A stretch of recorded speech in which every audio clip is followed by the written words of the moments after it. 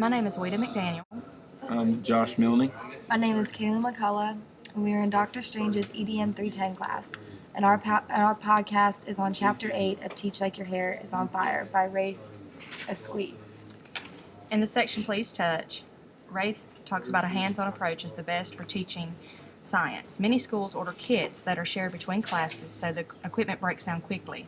Rafe found Delta Education, which is a company who puts together first-rate science kits. These kits contain everything that is needed for a class to perform several experiments. Using these have allowed Rafe to give his students the chance to perform science experiments on a regular basis. But, of course, they're not cheap. In his section about finding the money, Rafe talks about how science is dwindling in schools because of lack of money. He suggests that we get parents to help with school supplies and donations. Parents are willing to donate if it helps their children. We just need to make sure that we let them know the donations are voluntary. Instead of Christmas gifts for the teacher, give a little to the classroom. In the next section, I don't have time to teach science. For many new elementary teachers, it can be difficult to teach science because of the planning involved. It can also be difficult because of the cost of the experiments.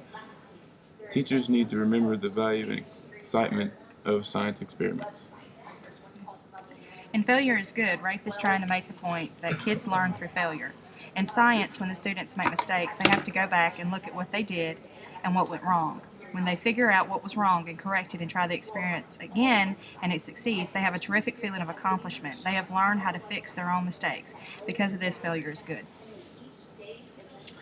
In the next section about lab rats, Rafe says that today's students are more concerned with what ringtone is on their cell phones than the beauty of the lab.